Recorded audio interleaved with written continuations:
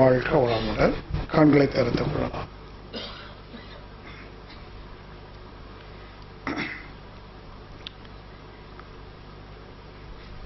இப்போ நாம் அனைவருமே ஆத்மாவை பற்றி சிந்திக்கிறோம். இறைவன் என்ற சொல்லை பற்றி சிந்திக்கிறோம். அந்த சிந்தனையின் வெளிப்பாடு இறைவன் அல்ல, இறைத்தன்மை என்ற ஒரு தீர்மானத்திற்கு வந்திருக்கலாம், வரணும். இன்னொரு தீர்மானம் புரிதல், இறை வழிபாடு பற்றி. ஒன்று இறைவனை பற்றி அல்லது இறையை பற்றி, மற்றொன்று இறை வழிபாடு பற்றி.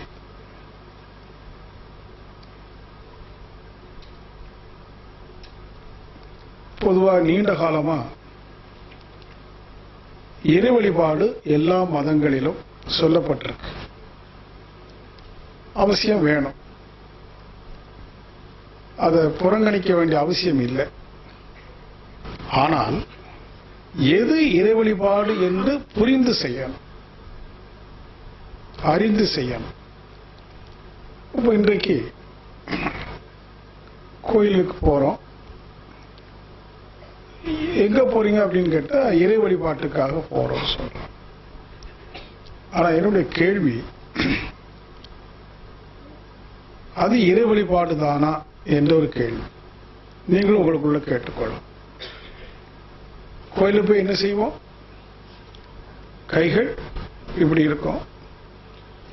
இறைவா, என் கணவனுக்கு உடல்நிலை சரியில்லை, அது சரியாகணும், சரியானா நான் மொட்டை அடிக்கிறேன். இல்ல, ஒரு சுருக்கத்தை சொல்ல, இல்ல அது பரிகாசம் இல்லை, நான் பரிகாசப்படுத்தல யாரையும். நமக்கு அம்மா அப்பா சமுதாயம் சொல்லி கொடுத்துருக்கு, ஆண்டவன்ட வேண்டிக்கோ பிரார்த்திச்சுக்கோ. இதெல்லாம் இறை வழிபாடு.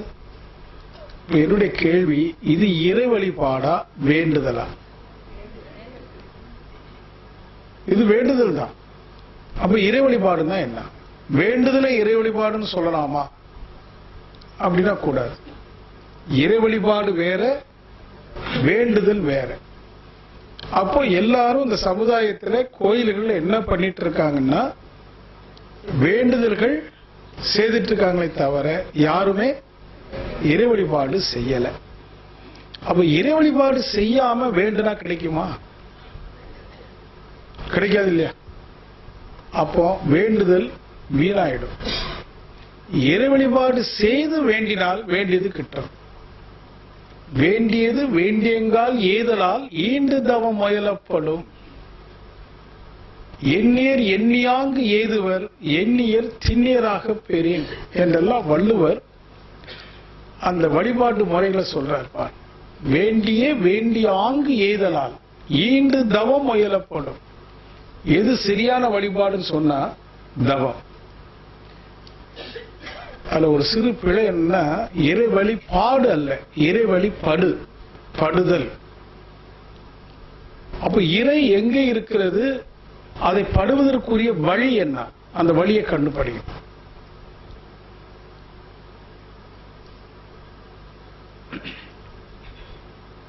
அப்போ ஜீசஸ் ஒரு இடத்துல சொல்றார், அவர் ஒரு முழுமையான யோகி. அதனாலதான் அடிக்கடி நான் அவரை பேசுறேன், வேற யாரும் வேற மாதிரி எடுத்துக்க வேண்டாம். அப்படியே எடுத்துக்குவீங்க. ஒரு அம்மா என்ற சண்டைக்கே வந்துட்டாங்க கன்னியாகுமரியில் ஒரு 7-8 வருஷத்துக்கு முன்னாடி. நீ ஏன் நம்ம சிவனை விட்டீங்க, எதுக்கு எடுத்தாலும் இயேசுவை கூப்பிடுங்க. அவரு ஒரு முழுமையான யோகி. ரத்தன சுருக்கமா சில விஷயத்தை அவர் டிக்ளேர் பண்ணியிருக்கார், தைரியமா டிக்ளேர் பண்ணார். 3 declaration. I am the truth, I am the way and I am the life. தைரியமா சொன்னார். சின்ன பையன், 29 வயசு பையன். அவரு திபத்துல யோகா பயின்று, குண்டலினி யோகா பயின்று, தியானம் செய்து உண்மை உணர்ந்த பிறகு தன்னுடைய சொந்த ஊருக்கு போய் மலையில குன்றுல ஏறி நின்று மக்களை பார்த்து சத்தமா சொன்னார், நானே சத்தியமாய் இருக்கிறேன், நானே வழியுமாய் இருக்கிறேன், நானே ஜீவனுமாய் இருக்கிறேன்னு 3 டிக்ளரேஷன். அதுல ஒரு அந்த கிறிஸ்தவர்கள்ட்ட இதை பத்தி பேசும்போது வேற மாதிரி பொருள் சொல்றாங்க. அதுல உண்மை என்னன்னா, அவர் என்ன உணர்ந்து கொண்டார்? சத்தியம்னா தெய்வம். அவருடைய காலத்தில் இருந்த மொழி மறைஞ்சு போச்சு. இயேசுநாதர் பேசின மொழி மறைஞ்சு போச்சு. ஆனா காது வழி செய்திய பிற்பாடு ஆங்கிலத்தில் எழுதும்போது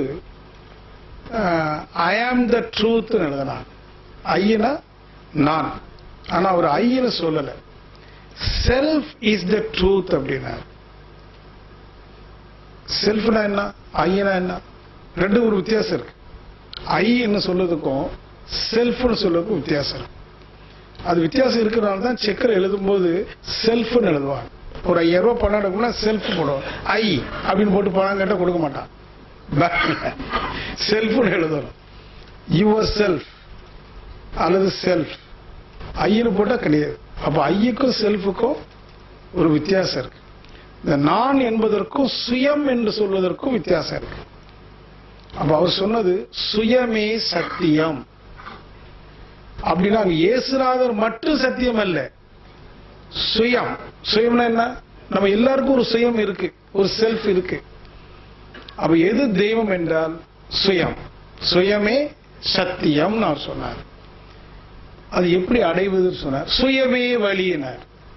ஐ ஆம் த பாத் அப்படின்னு ஐயல்ல, செல்ஃப் இஸ் த பாத். சுயமே வழி. அது என்ன வழினார்? சுயமே ஜீவன்.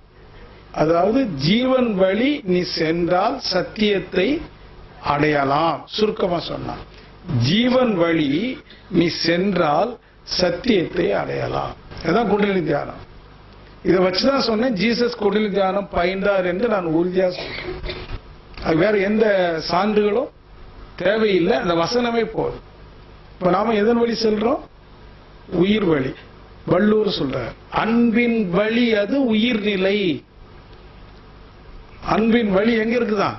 உயிர்ல இருக்குது. அன்புனா தெய்வம், அன்பே சிவம். அப்ப அன்பு இறைவனை அடைவதற்கு வழி என்ன? உயிர்நிலை. அப்போ உயிர் வழிபாடுதான் இறை வழிபாடு. உயிரின் வழியே சென்றால் இறைநிலையை உணரலாம். இது ஒரு வகையான அணுகுமுறை. மகரிஷி அதை இப்படியே சொல்லிட்டு போனா இது கிட்டத்தட்ட பக்தி மாதிரியே இருக்குது இல்லையா?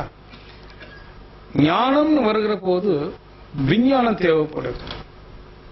ஞானத்தை நெருங்குவதற்கு விஞ்ஞானம் ஒரு ஏணி போல, படிக்கட்டு போல. அவர் அதை எப்படி சொல்றாருன்னா, இறை எந்த வழியில் வெளிப்படுகிறதோ அதை நீ புரிந்து கொண்டால் போதும், இறை வழிபாடு ஆகிடுங்கிற.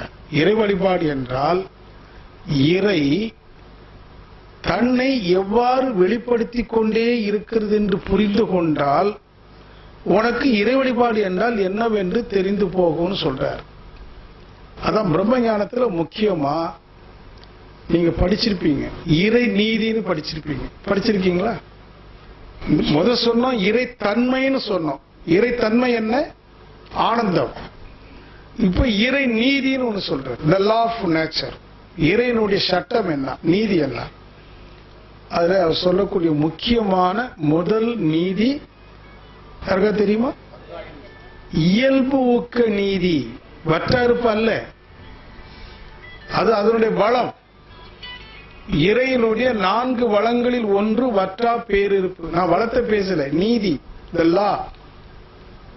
என்ன? இயல்பு ஊக்க நீதி அப்படின்னா என்ன? அப்படின்னா அந்த இறை ஆற்றலுக்குள்ளாக ஒரு நீதி இருக்கு. என்ன நீதினா எல்லாம் தானா வெளிப்படும், இயல்பா. அது இயல்பா வெளிப்படுவதற்கு என்ன ஊக்கம் வேணுமோ அந்த ஊக்கம் எங்க இருக்குது? சுத்த வெளியில இருக்குது. இப்போ சுத்த வெளி இன்னைக்கு, அதாவது சாதாரண ஏதோ நம்ம பொழுதுபோதுக்காக பேசல, ஒவ்வொரு விஞ்ஞானிகளும் முட்டி மோதி நிற்கின்ற இடத்தை பற்றி பேசுறோம். ஐசக் நியூட்டனோ, ஆல்பர்ட் ஐன்ஸ்டீனோ, ஹாக்கின்ஸும் இன்னும் முட்டிட்டு இருக்கிற ஆல்பர்ட் ஐன்ஸ்டீன் ஒரு சார்பு கொள்கையை வெளியிட்டான். இப்ப நம்ம அதெல்லாம் பேச வேண்டாம். பிசிக்ஸ்ல ஒரு சார்பு கொள்கைன்னு ஒரு கொள்கையை கொடுத்தான். ஆனா பிற்காலத்துல அவன் மரணத்தை நெருங்கும் போது இந்த சார்பு கொள்கையில ஒரு தவறு இருக்குன்னு சொன்னான். ஆனா இன்னைக்கு பிசிக்ஸ்ல பயன்படுத்திட்டு இருக்கிறோம். ஆனா அதே ஐன்ஸ்டீன் என்ன சொன்னா, அந்த சார்பு கொள்கையில ஒரு தவறு இருக்கு, என்னுடைய மரணத்துக்கு முன்பாக அந்த தவறை நான் சரி கட்டி விடுவேன்னு சொன்னா. ஆனா அது முன்னாடி செத்து போயிட்டான். அது வேதாத்திரி மகிழ்ச்சி பிற்பாடு அதை சரி கட்டி கொடுத்துட்டார். அதுல ஒரு சின்ன எரர் இருக்கு, அதை போக்கிட்டார். அப்போ விஞ்ஞானிகள் கூட இன்றைக்கும் முட்டி மோதி கண்டுபிடிக்க முடியாம திணறி கொண்டிருக்கிற ஒரு ரகசிய ஏற்பாடை வேதாத்திரி மகிழ்ச்சி விஞ்ஞான ரீதியாக வெளிப்படுத்துறார். என்ன அப்படின்னா, இப்போ சயின்ஸ்ல பிசிக்ஸ்ல நீங்க படிச்சிருக்கலாம், ஒரு பொருள் ஒரு குண்டுன்னு வச்சுக்கலாம், இந்த கோழி சொல்றோமா குண்டு, அது அந்த இடத்துல அப்படி நிக்குது. அது என்ன சொல்றோம், ஸ்டாட்டிக்கா இருக்குன்னு சொல்றோம். இப்போ அதை அசைக்கணும் அப்படின்னா என்ன செய்யணும், இன்னொரு குண்டால அடிக்கணும். அதாவது அதற்கு ஃபோர்ஸ் கொடுத்தாதான் நிலையாக இருப்பது என்ன ஆகும், அசையும். இப்போ சுத்தவெளி எப்படி இருக்கு, நிலையா இருக்கு. இப்போ அது வெளிப்படணும்னு சொன்னா அதை அசைய வைக்கிறதுக்கு என்ன வேணும், ஒரு ஃபோர்ஸ் வேணும். அப்ப அந்த ஃபோர்ஸ் எங்க இருந்து அப்ளை ஆகுது, விஞ்ஞானி கண்டுபிடிச்சிட்டு இருக்கான், தேடிட்டு இருக்கிறான். ஆனா விஞ்ஞானிகள் சொன்னாங்க, அசையாம இருக்கிற சிவம் அசைவதற்கு வெளிப்படுவதற்கு வெளியிலிருந்து இன்னொரு ஆற்றல் வரல, அந்த சிவத்துக்குள்ளேயே இருக்கு. அதான் இன்ஹரண்ட் எனர்ஜி, உள்ளார்ந்த ஆற்றல். சிவம் தானாக சக்தியாக வெளிப்படுவதற்கு, இயல்பாக வெளிப்படுவதற்கு, அதை ஊக்கப்படுத்துவதற்கு அதற்குள்ளாகவே ஒரு ஊக்கம் இருக்குன்னு கண்டுபிடிச்சார். அதுதான் இயல்பு ஊக்கம். இப்படி கண்டுபிடிச்சு சாமிஜி சொன்னாரு. அப்படி தானா அது என்னாச்சுது, தண்ணீருக்கு சூழ்நிலத்து ஆற்றலினால வெளிப்பட்டதுன்னா அப்படியே சொல்லிட்டு வர்றாரு. ஆனா மக்களுக்கு சயின்டிஸ்டுக்கு அதை என்ன செய்ய முடியல, ஏத்துக்க முடியல. இன்னும் நம்ம மாதிரி சாதாரண மக்கள் ஏதோ பிதற்றாரு, அது எப்படி அதுக்கு வர முடியும். என் அண்ணார் கூட என்ன அடிக்கடி கேட்பாரு, அந்த இயல்பூக்கு அதற்கு எங்க இருந்து வந்தது. இந்த கேள்வி எப்பவுமே ட்ரெயின்ல கேட்டாரா, ட்ரெயின் தொடர்ச்சியா போது பாருங்க, அந்த கேள்வி தொடர்ந்து வந்துகிட்டே இருக்கும். நீண்ட கேள்வி. அவரு மட்டுமல்ல, பல அன்பர்கள், மூத்த பேராசிரியர் ஒருத்தர் கூட என்றது விவாதிச்சார். இது எப்படி சொல்ல முடியும். இதே கேள்வியை சாமிஜிட்ட நான் கேட்டேன். சாமிஜிட்ட நான் கேள்வியே கேட்டதே கிடையாது. நிறைய பேர் சாமிஜியை பார்க்கும் போதெல்லாம் ஏதாவது கேள்வி கேட்பார்.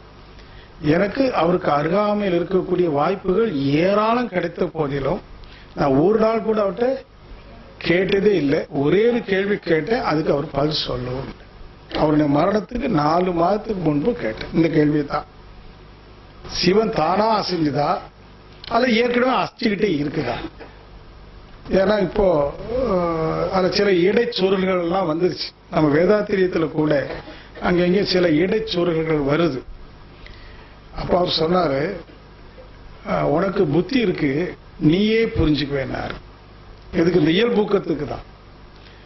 அப்ப இது எப்படி தெரிஞ்சுக்கிறது, சிவநிலையில் சுத்த வெளியில் அது தானாக வெளிப்படுவதற்கு. இந்த தானாக என்று சொன்னா என்ன அர்த்தம் தெரியுமா, விருப்பம் இல்லாம அல்லது விருப்பம் தெரிவிக்காம, இன்னொன்றின் உதவி இல்லாம, தான் முயற்சி எடுக்காம. 3 கிளாஸ் கொடுக்கிறோம் பாருங்க. விருப்பம் தெரிவிக்காமல், இன்னொன்றின் உதவி இல்லாமல், தான் முயற்சி எடுக்காமல் ஒண்ணு வெளிப்படுமானால் அதுக்கு பேர் தான் இயல்பு ஊக்கம்னு சொல்லணும்.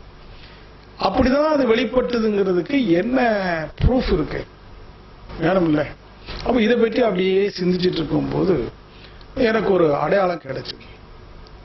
எல்லாருக்கும் தெரிஞ்சதுதான், அது கிடைக்கணுங்கிறது தான் முக்கியம்.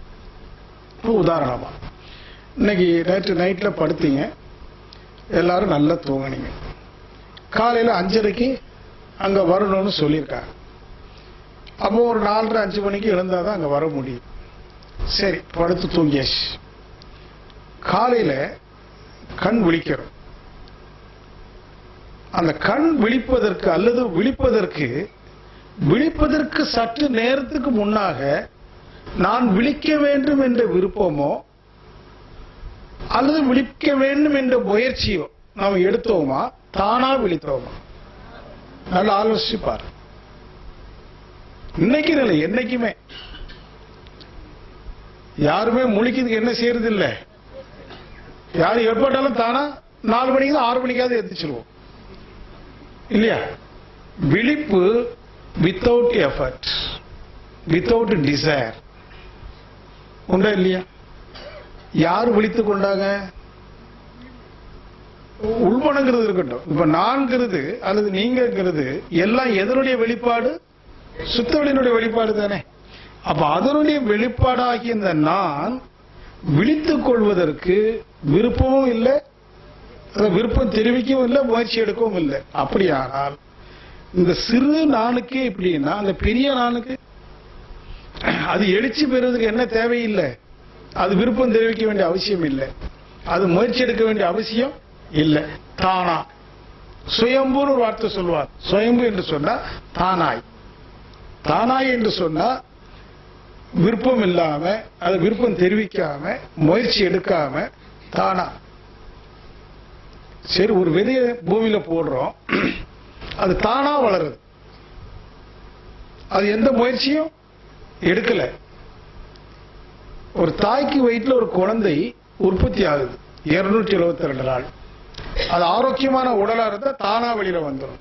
எந்த முயற்சியும் சிசேரியன்லாம் தேவையில்லை, ஒன்றும் தேவையில்லை, தானா வந்துடும். ஒரு முட்டைக்குள்ள இருக்கிற கரு குஞ்சாயி சரியான பக்குவம் அடைஞ்ச உடனே தானா வந்துடும். அந்த கோழி குஞ்சு தானா நடக்கும். மீன் குஞ்சுக்கு நீந்த தானாய் நீந்தும். தானாய், இந்த தானாய்ங்கிற வார்த்தையை புரிஞ்சுக்கிடுங்க. தானாய். சில நேரத்தில் நாம யாருக்காவது வீட்டு கதவை போய் தட்டுவோம், யார் வந்திருக்கான்னு கேட்பான், நான் தான் அப்படின்னு சொல்லுவோம். கவனிச்சிருக்கீங்களா? நான் வந்திருக்கிறேன்னு சொல்ல மாட்டோம், நான் தான் எழுப்போம். இந்த தான்ங்கிறது நம்ம அறியாமலே வரக்கூடிய ஒரு வார்த்தை தான். அப்ப நமக்குள்ள தானாய் என்ற ஒரு நிலை இருக்கு. அப்போ சுத்தவெளியினுடைய இறையினுடைய முதல் நீதி தானாய், இயல்பு, ஊக்கம். இது எதுக்கு புரிஞ்சுக்கணும் அப்படின்னா, நம்ம வாழ்க்கையில நாம பெரிய விருப்பம் வச்சுக்க வேண்டிய அவசியம் இல்லை, பெரிய முயற்சி தேவையில்லை, சிரமம் எடுக்க வேண்டாம், எல்லாம் தானாய் நடக்கும். எதுக்கு இந்த வாரம் நீதிக்கு அப்படின்னா, இன்னைக்கு நிறைய பேர் சங்கடப்படும். என் பையனுக்கு கல்யாணம் ஆகலையே, பொண்ணு கிடைக்கலையே, என் மகளுக்கு கல்யாணம் ஆகல, பையனுக்கு வேலை கிடைக்கல, என் பேத்திக்கு என்ன ஆகும், எல்லாரும் நினைக்கிறோமா இல்லையா? எல்லாரும் கவலைப்படுறோம். இந்த கவலை தான் எங்க கூட்டிட்டு போகுது? கோயிலுக்கு கூட்டிட்டு போ, தேங்காய் உடைக்க வைக்குது, ஏமாற வைக்குது. ஆனா உறுதியா தெரிந்து கொள்ளணும், எப்படி நான் தானாய் தோன்றினேனோ, இந்த மிகப்பெரிய பிரபஞ்சம் தானாய் தோன்றியதோ, அதுபோல இந்த நிகழ்வு தானாய் நடக்கும். எப்போ? என்று நடக்க வேண்டுமோ, என்று நடக்க வேண்டிய செயலுக்கேற்ற விளைவு. நீ என்ன செஞ்சிருக்கிற அதுக்கேற்ற விளைவு, அந்த விளைவு தான் நடக்கக்கூடிய நிகழ்வு நடக்கும். இந்த ரெண்டு நீதியை நீ இன்னும் நல்ல ஆழமா புரிஞ்சுக்கணும். இயற்கையில் அனைத்து தோற்றங்களும், அனைத்து இயக்கங்களும், அதிலிருந்து வரக்கூடிய வெளிப்பாடுகளும் தானாய். இப்போ ஒரு படி நெல்லை விதைக்கிறோம், அது எவ்வளவா திரும்பி வருது? 10 படியா திரும்பி வருது. எப்படி வந்தது? யார் செய்தா? நாம விதைச்சது ஒரு படி, நமது முயற்சி 1, விளைவு 10. யார் செய்தான்? இறைவன் செய்தான் சொல்லக்கூடாது, அதான் இறை நீதி. இந்த லா ஆஃப் நேச்சர் என்னன்னா, ஒரு விதையை விதைச்சா அதுல இருந்து பல விதைகள் ரிட்டர்ன் ஆகும். கவனிச்சீங்களா? இதை புரிஞ்சுக்கிட்டீங்கன்னா இதுதான் இறை வழிபாடு. நம்ம என்ன செய்யணும் அப்படின்னா, ஒரு படியை விதைக்கணும், 10 படி வரும். நாம என்ன செய்ய வேண்டியது? 10 படி வரணும்னு எதிர்பார்க்க வேண்டியதில்லை.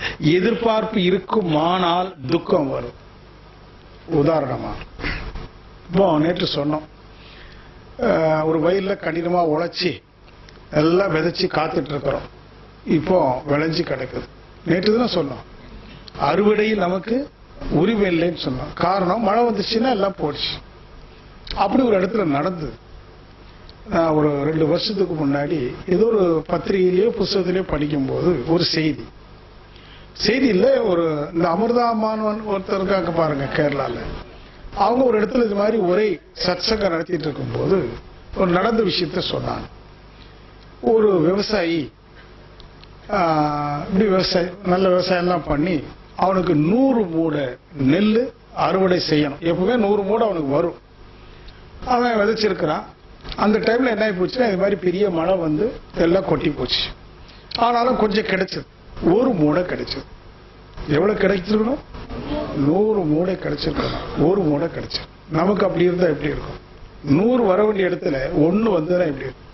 எவ்வளவு சங்கடப்படுவோம். இந்த மனுஷன் என்ன பண்ணாரா, இறைவனை பார்த்து, இறைவா மீண்டும் விதைப்பதற்கு 1 மூடை கொடுத்தாயே, நான் உனக்கு நன்றி செலுத்துகிறேன்னு சொன்னார். அதில் கேவலிங்க, இப்போ 99 மூடை போயிடுச்சு. அவன் ஏன் கவலைப்படலைன்னா, இந்த 1 மூடை மீண்டும் 100 மூடையை கொடுக்கும். அதான் இயற்கையினுடைய கொடை, இயல்பூக்கம்.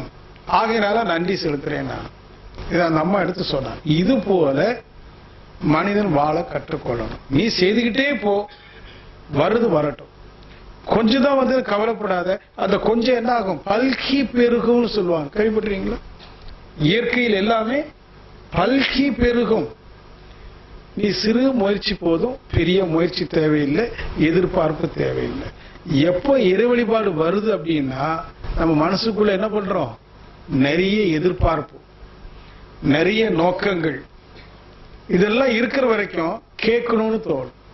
ஆனா நம்ம கேட்காமலேயே இறை நீதி, இறை ஆற்றல், 1 படி விதைத்தால் 10 படி கொடுக்கு. கேட்டா கொடுத்துச்சு. நல்லா ஆலோசிச்சு பாருங்க. இயற்கை, தெய்வம் நாம கேட்டு கொடுக்குதா, கேட்காம கொடுத்து இருக்கிறதா, கொடுத்து கொண்டே இருக்கிறதா? நாம கேட்காமலேயே நாம பிறப்பதற்கு முன்பாகவே நமக்கு என்னெல்லாம் வளங்கள் வேண்டுமோ அனைத்தையும் இயற்கை என்ற பேரால வச்சிருக்கா இல்லையா? கேட்டு கொடுக்கலையே. அவன் ஏன் இப்ப கேட்கணும்? நான் அதை வேடிக்கை சில நேரத்தில் சொல்லுவேன். இப்போ ஒரு பெற்றோர் இருக்கிறார், நான் இருக்கிறேன்னு வச்சுக்கோ. என் பிள்ளைக்கு வந்து அவ கேட்காம நான் எல்லாம் வாங்கி கொடுக்குறேன்னு வச்சுக்கோ. நீங்களும் அது மாதிரி வாங்கி கொடுக்கலாம்.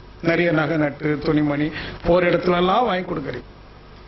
அப்படி வாங்கி கொடுத்துட்டே இருப்போம். ஒரு நாள் அந்த பிள்ளை வந்து எனக்கு அதுவும் வேணும்னு கேட்டா உடனே 2 தட்டு தட்டிடுவோம்.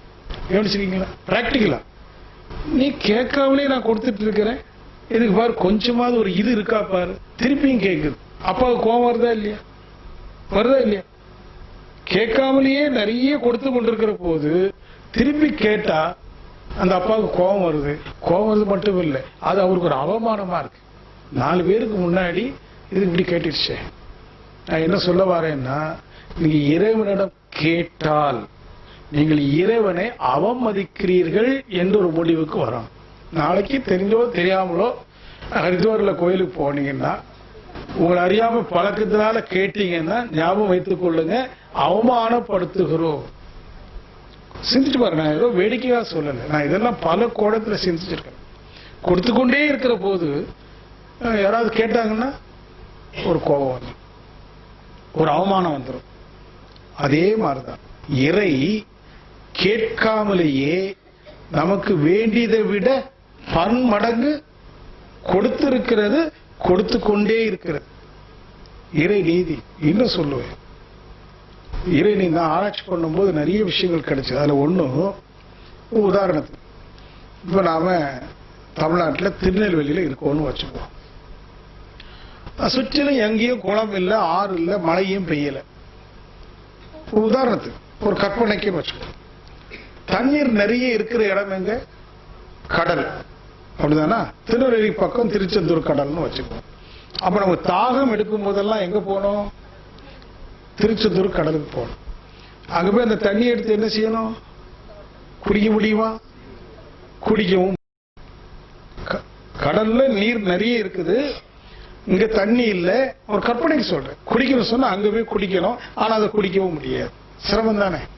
இதெல்லாம் வைத்துக்கொண்டு இறை நீதி என்ன செய்து, எங்கு ஜீவ இனங்கள் இருக்கிறதோ அங்க கொண்டு இந்த கடல் நீரை கொண்டு சேர்க்குது. சேர்க்குதா இல்லையா? எப்படி சேர்க்குது? ஆவியாக மாற்றி, மேகங்களாக மாற்றி, கருமேகங்களாக மாற்றி, அதை குளிர வைத்து, சொரிய வைத்து, மழையை கொட்டி, குளம், குட்டை, ஆறு, கிணறு எல்லாத்தையும் உண்டாயிடுச்சு. குடிச்சுக்கோ. அப்படிதானே நடக்குது இயற்கையில. அதுலயும் ஒரு ரகசியமான ஏற்பாடு. அதான் இறை நீதியை பற்றி சொல்றேன். கடல் நீரை குடிக்க முடியாது, மழை நீரை குடிக்கலாம். மழை நீராக சொரிவது எது? கடல் நீர் தானே. ஏன் மழை நீர்ல உப்பு இல்லை? யாராவது சிந்திச்சிருக்கீங்களா? கடல் நீர் மழை நீராக விழுகிற போது அது உப்பின் தன்மை இல்லை. அங்க என்ன ரகசியம் நடந்ததுன்னு கேட்டீங்கன்னா, கடல் நீரில் சூரியனின் வெப்பம் விழுகிற போது அது ஆவியா மாறுது இல்லையா? அப்படி மாறுகிற போது சுத்த ஆவியாக மாறுது. உப்பு தன்மை எடுக்கல. ஏன்னா மனிதர்களுக்கு உப்பு தண்ணியை குடிக்க முடியாதுன்னு இறைக்கு தெரியும். தெரியும்னா புத்தியை கொண்டு தெரிவதில்லை, இயல்பு. அந்த அறிவு என்பது இயல்பு. இயல்பு ஊக்கம் என்பது அறிவு, கான்சியஸ்னஸ். அந்த நீர், கடல் நீர் ஆவியாக மாறுகிற போது உப்பு தன்மையை எடுக்காது, சுத்த தன்மையாக மாறுது. பாருங்க அந்த கன்வர்ஷனல் ஸ்டேட். இதை நீங்க புரிஞ்சுக்கிட்டீங்கன்னா எவ்வளவு தத்துவமா பிளான் பண்ணி இந்த தண்ணியை கொடுத்தாதான் இவன் குடிப்பான்னு தெரிஞ்சுக்கிட்டு ஒவ்வொன்றையும் செய்து வைக்கதா இல்லையா? இது இயல்பூக்கம் தானே. இது மட்டுமல்ல, நான் ஒரு வசனம் சொன்னேன் நேற்று. The kingdom of God is within you. இறைவனுடைய ஆட்சி உள்ளு நடக்கிறது. நீ வெளியில இறைவனை தேட வேண்டாம், கேட்க வேண்டாங்கிறது இயல்பூக்கத்தில் வருது. நான் அடிக்கடி ஒரு உதாரணம் சொல்றேன். என்ன உதாரணம்? எல்லாருக்கும் தெரியும். Loose motion. லூஸ் மோஷன் ஆயிருக்கா? இல்ல, எல்லாருக்கும் ஒரு தடவையாவது லூஸ் மோஷன் ஆயிருக்கும். சொந்த அனுபவம். அப்படின்னா என்ன? ஏன் லூஸ் மோஷன் ஆச்சு? அதெல்லாம் நம்ம கேட்க மாட்டோம். ஆச்சு. மேற்கொண்டு பிறகு அடைச்சிட்டும் செய்யுது, அடைச்சும் போடுறோம் மருந்து வாய். நான் இந்த லூஸ் மோஷனை பத்தி சிந்திச்சேன். லூஸ் மோஷன்னா என்ன அப்படின்னா, நாம உண்ட உணவுல ஏதோ ஒரு மாசு, தேவையில்லாத ஒண்ணு வயிற்றுக்குள்ள போயிடுச்சு. இப்ப இந்த மாசு என்ன ஆகணும்? வெளியில போகும். அதனால லூஸ் மோஷன் ஆச்சு, மாசு போகுது. ஆனா மாசு உள்ள வந்ததுன்னு நமக்கு தெரியாது. யாருக்கு தெரியும்? ஏதோ ஒரு சக்தி நமக்குள்ள இருக்கு. அதுக்கு தெரிஞ்சு போச்சு, தேவையில்லாத ஒரு மாசு வந்துருச்சு, இதை வெளியேற்றணும். நம்ம வீட்டு பாத்ரூம்ல மடையில அழுக்கு நிறைய சேர்ந்து போச்சுன்னு வச்சுக்குவோம். என்ன செய்வோம்? ஒரு பக்கெட் தண்ணி எடுத்து கொட்டி அதை ட்ரெயின் பண்ணிடுவோம். அப்படிதானே? அதே மாதிரி வயிற்றுக்குள்ள வந்த மாசை வெளியேற்றுவதற்கு உடல் முழுவதும் நீர் இருக்கு இல்லையா? அந்த நீர் அங்க பாய்ச்சி ஒரு கலக்கி வெளியில தள்ளுது. இது யார் செய்தா? நம்ம அறிவுக்கு எட்டி இருக்கா? ஒரு செயல் நடக்குது இல்லையா? இது யார் செய்தா? இதுதான் இயல்பு ஊக்கம். ஒரு அழுக்கு வந்ததுன்னா வெளியேற்றக்கூடிய ஒரு செயலை, இயல்பாக செய்யக்கூடிய செயலை ஊக்கப்படுத்துகிற ஒரு ஆற்றல் உள்ள இருக்கு. அதான் இறை நீதி. ஒரு சின்ன விஷயம், நம்ம வயிற்றை சுத்தப்படுத்துகிற பொறுப்பை அந்த இறைநீதி எடுத்துக்கொண்டிருக்குமானால் மிகப்பெரிய தேவைகளை அந்த இறைநீதி எடுத்துக்கொள்ளாதா? கொள்ளவா கொள்ளாத? இது நம்பிக்கை இல்லை, இது அறிவு சார்ந்த விளக்கம். இங்க நம்பல, எதையுமே அப்படி எடுத்துக்கொள்ள நம்பல. ஒரு சான்று சொல்லி ஒரு சிறு விஷயத்தை கூட, என் வயிற்றை சுத்தப்படுத்துகிற ஒரு பொறுப்பை கூட அந்த இறை எடுத்திருக்குமானால், என் வாழ்க்கையில் எனக்கு நிறைய தேவைகள் இருக்கு இல்லையா? அது எடுத்துக்கொள்ளாதா? சொல்லுங்க, எடுத்துக்கொள்ளவா கொள்ளாத? அப்ப நாம ஏன் சங்கடப்படணும்? பையனுக்கு திருமணம் ஆகலன்னு ஏன் சங்கடப்படணும்? பையனுக்கு வேலை கிடைக்கலன்னு ஏன் சங்கடப்படணும்? சங்கடப்படுறவா வேண்டாம்? தேவையில்லை. சங்கடப்பட வேண்டாம் என்பது மட்டுமில்லை, இறைவனிடம் போய் சங்கடத்தை போக்குன்னு கூட நமக்கு தெரியாத ஒரு சங்கடத்தை அது தெரிந்து கொண்டு போக்கும் போது, நம்ம வயிற்றுக்குள்ள மாசு போட நம்ம யாருக்காவது தெரியுமா? தெரியாது தானே. ஏதோ ஒன்று தெரிந்து கொண்டு அதை போக்குதா இல்லையா? அப்போ நம்மிடம் சங்கடம் இருக்கோ இல்லையோ, அல்லது சங்கடம் வரக்கூடிய ஒரு சூழ்நிலை வருமானால் கூட அந்த இயற்கை இறை நமது சங்கடத்தை என்ன செய்யும்? போக்கிடும். இதை நல்லா நீங்க புரிஞ்சுக்கிட்டீங்கன்னா அச்சம் இல்லை, கவலை இல்லை, வேண்டுதலும் இல்லை, பிரார்த்தனையும் இல்லை. No more prayers.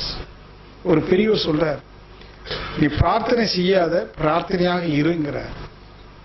நீ ஆசீர்வாதம் கேட்காத, ஆசீர்வாதம் கொடுப்பவனாக இருன்னு சொல்ற. இது எப்போ முடியும்? இந்த இறை நீதியை புரிந்து கொண்டு சும்மா வாழ்ந்தால் அதான் இறை வழிபாடு. இறை வழிபாடு என்பது இறை நீதியை புரிந்து மதித்து போற்றி யார் வாழ்கிறார்களோ அந்த வாழ்வுதான் இறை வழிபாடு. இறை வழிபாடு என்பது சடங்கு அல்ல, சம்பிரதாயங்கள் அல்ல, அது ஒரு வாழ்வு. இறைவழி வாழ்தல். எப்படி? இறை என்பது இயல்பூக்கம், இறை என்பது செயலுக்கேற்ற விளைவு. ஆகவே விளைவை கணித்து செயல் புரிகிற, விளைவுக்கு அஞ்சி செயல் புரிகிற அறிவை பெற்று, எல்லா இயற்கையில் தானாக நடக்கிறது, இயற்கை பார்த்து கொள்ளும் என்று சமாதானப்படுத்திக் கொண்டு என்னுடைய கடமைகளை செவ்வனே செய்து கொண்டு எந்த எதிர்பார்ப்பும் இன்றி சும்மா மகிழ்ச்சியாக வாழ்ற வாழ்க்கை இருக்கு இல்லையா, அதுதான் இறை வழிபாடு. இந்த இடத்துல வேண்டுதல் இல்லை, நம்பிக்கைக்கு இடமே இல்லை. இப்படி ஒரு இடத்துக்கு வர முடியுமான்னு முடியும். ஒரு சக்கரவர்த்தி இருந்தார் அரபு நாட்டில். அவருக்கு பேரு அபு பென் ஆடம். நேற்று கூட ஒரு நண்பர்கிட்ட அதை பற்றி பேசிட்டு வந்தோம். அவர் ஒரு இஸ்லாமிய நண்பர். அவரை பார்த்த உடனே எனக்கு அந்த இஸ்லாமிய சக்கரவர்த்தி ஞாபகம் வந்துருச்சு. நான் 10வது வகுப்பு படிக்கும்போது நான் படிச்ச ஒரு போயிட்ரி. அந்த பாடல் மறந்து போச்சு, கருத்து மட்டும் சொல்றேன். அந்த அபுபென் ஆடம் சொல்லக்கூடிய சக்கரவர்த்தி ஒரு நாள் இரவு அவருடைய மாடியில உட்கார்ந்திருக்கிறார். ஜன்னல் வழியாக நில ஒளி வருது. ஒரு பௌர்ணமி நாள். அந்த நில ஒளியில ஒரு தேவதை வந்து ஏட்டில் ஏதோ எழுதிட்டு இருக்கிறார். உடனே அந்த சக்கரவர்த்தி அந்த அம்மாவை பார்த்து வணங்கி, ஏன்னா தேவதை இல்லையா, வணங்கி என்ன பண்ணிட்டு இருக்கீங்கன்னு கேட்கிறார். நான் ஒரு பட்டியல் தயாரிக்கிறேன், இறைவன் என்ன அனுப்பி இருக்கிறான், பூமியில அனுப்பி ஒரு பட்டியல் தயாரிக்க சொல்லியிருக்கார். என்ன பட்டியல்னா, யாரெல்லாம் இறைவன் மீது பக்தியாக இருக்கிறார், இறைவன் மீது பக்தி, அது பற்றி ஒரு லிஸ்ட். உடனே இன்னசென்டா கேட்கிறான், என் பேர் அதுல இருக்குதா? ஒன்னும் கடைசியில தான் உன் பேர் இருக்குது. கடைசியில இல்லைன்னு அர்த்தம், கடைசியில தான். உடனே எனக்கு கோவம் வந்துருச்சு. அப்படின்னா ஏன் வீட்டுல வந்து உட்கார்ந்து எழுதிட்டு இருக்கிற, வெளியில போ அப்படின்ட்டு இருக்கான். நியாயம் தானே? என் பேரு முதல் தான் என் வீட்டுல வந்து எழுதுனா, என் பேரு இல்லைன்னு வேற சொல்ற, கடைசியில் இருக்க சொல்ல வெளியில போனா அந்த அம்மா போயிடும். அது முடிஞ்சு போச்சு. அப்புறம் ஒரு சில மாதங்கள் ஆயின. அதே சூழ்நிலை, ஒரு நில ஒளி பௌர்ணமி அன்னைக்கு உட்கார்ந்து இருக்கிறாரு. அதே தேவதை மீண்டும் வந்து எழுதுறாங்க. இவர் அதை பார்த்துட்டு ஒன்றும் கேட்க மாட்டார். உடனே அம்மா கேட்பாங்க, நான் என்ன எழுதுறேன்னு கேட்க மாட்டியா அப்படி? அதெல்லாம் வேண்டாம், ஏன்னா இவருக்கு தெரியும் அப்படி ஏதாவது எழுதிட்டு இருக்கோம். இல்ல கேளு அப்படி. சரி சொல்லு அப்படி. இறைவன் மீண்டும் என்ன அனுப்பி இருக்கிறான். அதான் இறைவன் யார் மீதெல்லாம் அன்பு செலுத்துகிறான், இறைவன் யாரிடமெல்லாம் அன்பு செலுத்துகிறான்ங்கிறது ஒரு பட்டியல் எழுதுறேன். அப்படியாரு கேட்டு கேட்பேன், உன் பேர் இருக்கான்னு கேட்க மாட்டேன். கேட்க மாட்டேன், ஏன்னா ஏற்கனவே ஒரு சூடு வாங்கியிருக்கேன். இல்ல கேளு, சரி சொல்லு, உன் பேர் தான் முதல்ல இருக்கு. அதோட அந்த பாட்டு முடிஞ்சு போச்சு. என்ன அர்த்தம்? இறைவன் மீது யாரெல்லாம் பக்தி செலுத்துகிறார் என்ற பட்டியலில் இவருடைய பெயரு இல்லை. ஆனால் இறைவன் யார் மீதெல்லாம் அன்பு செலுத்துகிறார் என்ற பட்டியலில் முதல் பேராக இருக்கு. அப்ப இந்த இதுல வரக்கூடிய ஒரு மாடல் என்ன சொன்னாங்கன்னா, அந்த ஆசிரியர், இந்த அபுபென் ஆடம் என்று சொல்லக்கூடிய இஸ்லாமிய சக்கரவர்த்தி அவர் மக்கள் மீதும் பிற ஜீவங்கள் மீதும் அன்பு செலுத்தி நல்லது செய்துட்டே இருந்தார். அதுல என்ன மாடல் வந்ததுன்னா, இறை பக்தி என்பது இறைவன் மீது காட்டுற பக்தி அல்ல,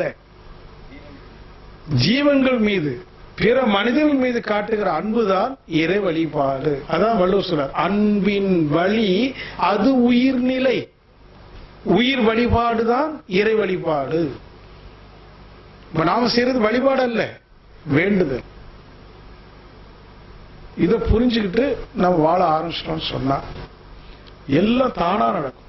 யாரும் எதற்கும் சங்கடப்பட வேண்டியது. ஒரு இழப்பு வரலாம், அப்ப சங்கடம் வரலாம். ஆனா அந்த இடத்துல என்ன நினைக்கணும்? தோன்றியது மறையும். இறை நீதி என்ன? தோன்றியது மறையும், மறைந்தது தோன்றும். அப்போ ஒரு மரணம் நிகழ்ந்ததுன்னு வச்சுக்குவோம். இருக்கிறதுலே மிகப்பெரிய துக்கம், மிகப்பெரிய இழப்பு மரணம். சங்கடம் தான். மரணத்தை தவிர்க்க முடியுமா? முடியாது. அது நிகழும். பிறந்தவன் மறைவான். அப்போ அந்த மரணத்தை ஏற்றுக்கொள்றோம். ஒரு இழப்பு, எந்த பொருள் இழப்புன்னு வச்சுக்குவோம்.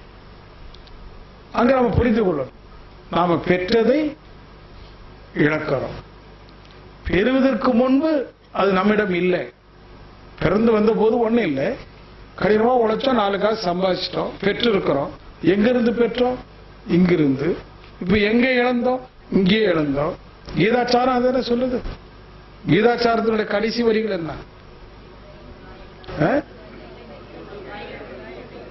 நீ எதை பெற்றாயோ அது இங்கிருந்து எடுத்தது, எதை இழந்தாயோ அது இங்கே இழந்தாய். அப்ப இதெல்லாம் வெறும் வசனமாக இல்லாம நம்முடைய அறிவுக்கு வரணும். நல்ல அறிவுக்கு தீர்க்கமா வருமானா நீங்க ஒண்ணு புரிந்து கொள்ளலாம், பெறுவதற்கு என்றோ இழப்பதற்கு என்றோ எதுவுமே இல்லை. அப்ப எதுதான் நம்முடையது? நம்முடையது என்று எதுவுமே இல்லையான்னா ஒன்னே ஒண்ணு இருக்கு. உண்மையில் எது நம்முடையதுன்னா அது எப்போதும் நம்மோடு இருக்குமானால், பிறப்பிலும் இறப்பிலும் வாழ்விலும் எது நம்மோடு இருக்கிறதோ அது மட்டுமே நம்முடையது. பிறப்பிலும் நம்மோடு இருக்கணும், இறப்பிலும் நம்மோடு இருக்கணும். இப்போ நான் என் மனைவின்னு சொல்றேன், என் மனைவின்னு சொல்றேன். அப்ப என்னுடைய இறப்பிலும் அவன் என் கூடயே வரணும். வருவாளா? இல்ல நான் தான் போவேனா? இல்ல. அப்ப எது என்னுடையது? என்னுடைய பிறப்பிலும் இறப்பிலும் என்னோடு இருக்கிற ஒரு வஸ்து. அது என்ன? அதைத்தான் ஆன்மான்னு சொல்றேன்.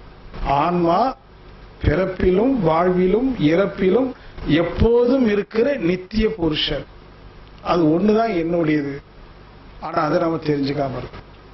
அந்த என்னுடையதை புரிந்து கொண்டால் அதுதான் நானும் கூட. அப்போ பொருள் அளவில், மனித உறவுகள் என்ற அளவில் நாம பெற்றிருப்பதும் இழப்பதும் அது ஒரு மாயை தான். அப்ப இதெல்லாம் நல்லா ஆழ்ந்து சிந்திச்சீங்கன்னா, ஏதாவது ஒரு இழப்பு நாளைக்கு ஏற்பட்டா மனசுல என்ன பெருசா வராது? வரவே வராது சொல்ல முடியாது. வரும், சுதாரிச்சுக்கும். உடனே நம்ம மனசு என்ன ஆயிடும்? சவாரம் அடைஞ்சிடும். அது அப்படித்தான். இல்ல நிறைய வந்துருச்சுன்னு வைங்களேன், இப்ப உடனே வந்துட்டு எமோஷன் ஆயிடும். ஆனா இனி என்ன ஆறுதல் இல்லை, சரி வரட்டும். இப்ப இழப்பும் பெறுதலும் ஒரே தட்டுல வச்சு பார்க்கிற ஒரு அறிவு தெளிவு வந்து போகும். அப்போ ஆன்மீக அபியாசத்தினுடைய நோக்கம் சங்கடம் இல்லாம மகிழ்ந்து களிப்புற்று வாழ்வதற்குரிய ஒரு தெளிந்த அறிவை பெறணும்னு சொன்னா, இதுவரைக்கும் நம்பிக்கையின் அடிப்படையில நம்ம என்னென்ன செய்தோமோ, சடங்குகளை செய்தோமோ, சம்பிரதாயங்களை சிக்கி வந்தோமோ, அதுல இருந்தெல்லாம் விடுபடணும். கொஞ்சம் சிரமமா இருக்கலாம், ஏன்னா நீண்ட கால நம்பிக்கைன்னு ஊறி இருக்கு இல்லையா? நம்பிக்கை ஊறி இருக்கு, பழக்கம் ஊறி இருக்கு. அதை ஒரே நாள் விடணுங்கிறதெல்லாம் என்னுடைய நோக்கம். அது அப்படி செஞ்சுட்டு தான் தப்பு இல்லை. குறைந்தபட்சம் அந்த தெளிவு வருமானா, இது வெறும் சடங்கு மட்டுமே, இது வெறும் சம்பிரதாயம் மட்டுமே, இதுல எந்தவித உண்மையும் இல்லை. உண்மை என்பது நாம வேண்டினாலும் வேண்டாவிட்டாலும் நம்ம செயலுக்கேற்ற விளைவை இயற்கை கொடுக்கும்.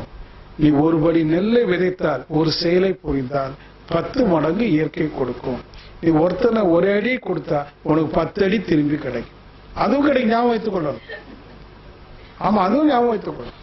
இன்னொருத்தருக்கு ஒரு துன்பம் கொடுத்தீங்கன்னா 10 பங்கு வரும். அதான் இரண்டொழுக்க பண்பாடு. இந்த தெளிவோட வாழ்ந்தோம் சொன்னா நமது வாழ்வு இறை வழிபாடுக்கு உட்பட்ட வாழ்வு, யோக வாழ்வு, ஞான வாழ்வு என்றெல்லாம் புரிந்து வாழ கற்றுக்கொள்வேன் என்று சொல்லி இந்த செக்ஷனை நிறைவு செய்வோம். வாழ்க வளமுடன்.